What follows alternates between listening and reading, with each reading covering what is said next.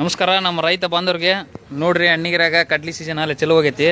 ಇವ್ರು ನಮ್ಮ ಒಂದು ಕ್ಲಾಸ್ ಮಿಷನ್ನ ಇದಕ್ಕೆ ಒಂದಿಟ್ಟು ಜುಗಾಡ್ ಮಾಡ್ರ ನಡ್ಕಟ್ಟಿನ ಕೂರ್ಗಿ ಗಾಳಿ ಕುಂದಿಸ್ಬಿಟ್ರ ನೆಲಕ್ಕೆ ಹತ್ತಬಾರ್ದು ಅಂತೇಳಿ. ನೋಡ್ರಿ ನಮ್ಮ ಮನೆ ಹೋಗ್ತೈತಿ ಲೆವೆಲ್ ಹಿಡ್ದೋಕತಿ ಅನಾಹುತ ಕಟ್ಟಿಂಗ್ ಆಗತ್ತತಿ. ಈಗ ಹೊಡ್ಯಾಕತ್ತಾರ ಅಲ್ಲೇ 100 ಎಕರೆ ಹೊಡೆದಾರ. ನೋಡ್ರಿ ಇವರ ನೋಡ್ರಿ ಆಪ್ರೇಟ್ರ. ಹೆಂಗೆ ಬರ್ತವೆ ಸಾಹೇಬ ಕಾಳ ಹೆಂಗೆ ಬರ್ತಾವ? ಸೀದಾ ಮಾರ್ಕೆಟಿಗೆ ಸಾನ್ಸದ?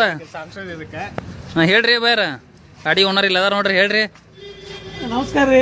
ನಾವಂತರೂ ಕೂರ್ಗಿಗೆ ಅಷ್ಟೇ ಗಾಲಿ ಎಲ್ಲ ಜೋಡಿಸ್ತಿದ್ವಿ. ಇನ್ಮೇಲೆ ಹಾರ್ವೆಸ್ಟರ್ ಮಷಿನ್ಗೂ ಎಲ್ಲ ಜೋಡ್ಸಾಕತ್ತೀವಿ.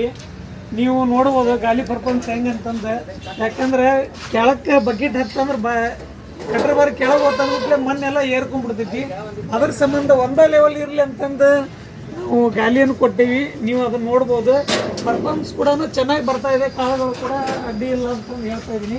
ಎರಡು ಸೈಡು ನಾವು ಗಾಲಿ ಕೊಟ್ಟು ಇದನ್ನು ರೆಡಿ ಮಾಡಿದ್ದೀವಿ.